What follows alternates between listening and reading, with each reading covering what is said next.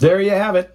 I hope you enjoyed this 67-minute excursion through mid-20th century Los Angeles. Now, I'm betting a lot of you Cub fans were perplexed when you heard the robbery was taking place at Wrigley Field. Well, yes, the stadium was built in 1925 by chewing gum magnate William Wrigley, but this one was in South Los Angeles.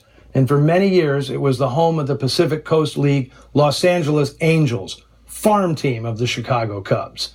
The $1 Million Palace, as it was known, was demolished in 1969. Now, there are a lot of intriguing stories I could tell you about the participants in today's movie. I could talk about the lewd and lascivious conduct charge that in 1960 threatened to derail William Tallman's reign as district attorney on Perry Mason. Or I could tell you about the tragic accident that killed actor Charles McGraw and led directly to the state of California mandating safety glass in all bathrooms. Or I could discuss allegations by Christine Keeler, showgirl at the heart of the notorious Profumo affair, that Earl Felton, screenwriter of Armored Car Robbery, was an undercover CIA operative who participated in sex orgies alongside high-ranking officials in Britain's parliament. But I'm going to leave those stories for another day, because I want to talk about one of the undersung players in today's drama. That would be rookie detective Danny Ryan, played by Don McGuire. You want me to make like I'm Mapes, go undercover? Why not? What do you think? I think it's a great idea. I'd like a whack at it. Go ahead. What do we got to lose? Nothing. Only me. Now, this guy never intended to be an actor. He was a newspaper reporter who, after the war, caught on as a publicity agent in Hollywood. He was escorting a young female client on a casting call at Warner Brothers when a producer signed him for a role instead. That had to be an embarrassing ride home.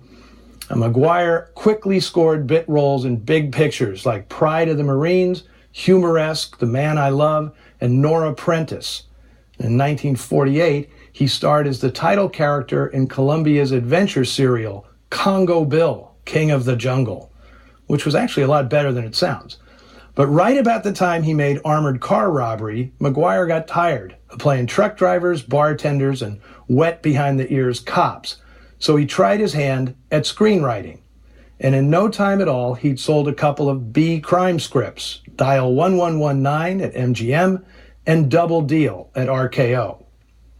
Then McGuire tailored a screenplay for the red-hot chairman of the board, Meet Danny Wilson. It was a noir-stained saga about a young crooner who gets his big break consorting with gangsters, a role that really allowed Frank Sinatra to stretch out as an actor. In 1955, McGuire did the screen adaptation for the classic thriller Bad Day at Black Rock.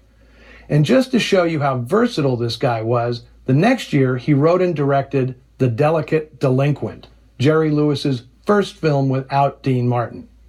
He'd also do double duty writing and directing the 1956 Western Johnny Concho for his now good buddy Frank Sinatra. McGuire's acting and writing efforts trailed off in the 60s and 70s, except for a last big hurrah, one that started pretty humbly. In the early 1970s, McGuire had written a play called Would I Lie to You? About an actor so hard up for work he cross-dresses to get more casting calls. You got it. 10 years and 4 additional writers later, Larry Gelbart, Barry Levinson, and Elaine May among them, McGuire's play became the basis of the huge 1982 hit Tootsie.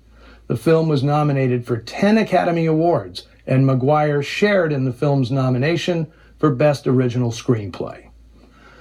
Okay, if you want to tell us your favorite heist picture, or your favorite psychotic William Tallman role, or guess how much of Adele Jurgen's total height is made up of legs, head over to our social media saloons on Facebook and Twitter.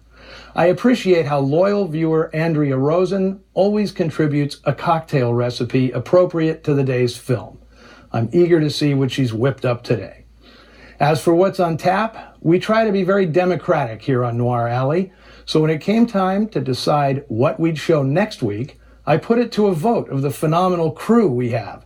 Now, half of them decided they wanted to see a gritty 1930s Warner Brothers-style gangster picture, while the other half did a complete U-turn, requesting a widescreen 50s-era MGM Metrocolor musical. No problem. Next week, we'll have for you the singular film that manages to be both those things. From 1958, it'll be Nicholas Ray's Party Girl. Until then, see you in the shadows.